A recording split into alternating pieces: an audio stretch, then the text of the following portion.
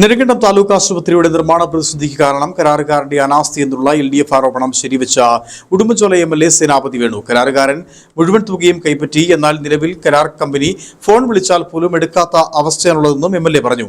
ആരോഗ്യരംഗത്ത് മേഖല നേരിടുന്ന പ്രതിസന്ധി ആരോഗ്യവകുപ്പ് മന്ത്രിയെ അറിയിച്ചിട്ടുണ്ടെന്നും ബജറ്റിന് ശേഷം മന്ത്രി നെടുങ്കണ്ടത്ത് സന്ദർശനം നടത്താമെന്ന് ഉറപ്പു നൽകിയിട്ടുണ്ടെന്നും MLA അറിയിച്ചു.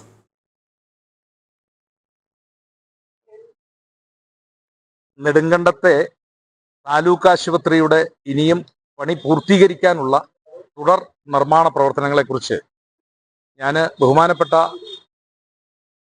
ആരോഗ്യവകുപ്പ് മന്ത്രിയുമായി സംസാരിച്ചിരുന്നു. അപ്പോൾ ബജറ്റ് സെഷൻ കഴിഞ്ഞാൽ ആശുപത്രി നെടുങ്കണ്ടത്ത് സന്ദർശിക്കാമെന്നും അതോടൊപ്പം തന്നെ ഉടുമ്പൻചോലയിൽ പണി ആരംഭിച്ചിരിക്കുന്ന ആയുർവേദ മെഡിക്കൽ കോളേജിന്റെ തുടർ പ്രവർത്തനങ്ങൾക്കായി അവിടെയും സന്ദർശിക്കാമെന്ന് ബഹുമാന്യായ ആരോഗ്യവകുപ്പ് മന്ത്രി ശ്രീ K മുരളീധരൻ ഉറപ്പ് നൽകിയിരിക്കുകയാണ്. നെടുങ്കണ്ടം താലൂക്ക് ആശുപത്രിയുടെ നിർമ്മാണത്തിൽ ഉണ്ടായിരിക്കുന്ന ഏറ്റവും അവസാനത്തെ തടസ്സം, കരാറുകാരൻ ഏതാണ്ട് പൂർണ്ണമായും കരാർ തുക വാങ്ങിയിരിക്കുന്നു. ഇപ്പോ 2-3 ആളുകൾ അല്ലെങ്കിൽ 4-5 ആളുകൾ ഒരു പേരിന് മാത്രം ജോലി ചെയ്യുന്നു എന്നുള്ളതാണ്. പക്ഷെ ശ്രമകരമായ ജോലികൾ ഇനിയും പൂർത്തീകരിക്കേണ്ടതായിട്ടിരിക്കുന്നു. അപ്പോൾ കരാറുകാരനെ വിളിച്ചാൽ അദ്ദേഹം റെസ്പോൺസ് ചെയ്യുന്നില്ല.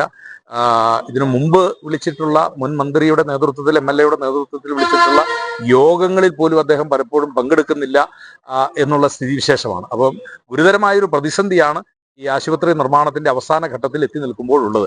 ഏതായാലും ഈ പ്രതിസന്ധി പരിഹരിക്കുന്നതിന് സംസ്ഥാന ഗവൺമെന്റ് ഉചിതമായ നടപടികൾ സ്വീകരിക്കുമെന്നാണ് ആരോഗ്യവകുപ്പ് മന്ത്രി ഉറപ്പ് നൽകിയിരിക്കുന്നത്. ബജറ്റ് സമ്മേളനം കഴിഞ്ഞാൽ അദ്ദേഹം ഇടുക്കി ജില്ലയിൽ എത്തുകയും ഈ ആശുപത്രിയും ഉടുമ്പൻചോലയിലെ ആയുർവേദ ആശുപത്രിയിലും സന്ദർശനം നടത്തും എന്നാണ് അറിയിച്ചിരിക്കുന്നത്. അപ്പോൾ എത്രയും പെട്ടെന്ന്, പ്രത്യേകിച്ച് ഇടുക്കി ജില്ലയിൽ ഈ ആരോഗ്യ മേഖലയിൽ ഇപ്പോൾ ഉണ്ടായിരിക്കുന്ന ഈ പ്രതിസന്ധിയും അതോടൊപ്പം തന്നെ ഈ വർഷകാല രോഗങ്ങളുടെ ആധിക്യവും ഒക്കെ വലിയ പ്രതിസന്ധി സൃഷ്ടിച്ചിരിക്കുന്നത് കൊണ്ട് കൂടുതൽ ഡോക്ടർമാർ പോസ്റ്റ് ചെയ്യപ്പെടേണ്ടതുണ്ട്.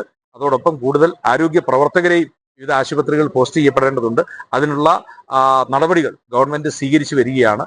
ആ കാര്യം മന്ത്രി നേരിട്ടിവിടെ എത്തി പ്രഖ്യാപിക്കുമെന്നാണ് എന്നെ അറിയിച്ചിട്ടുള്ളത്.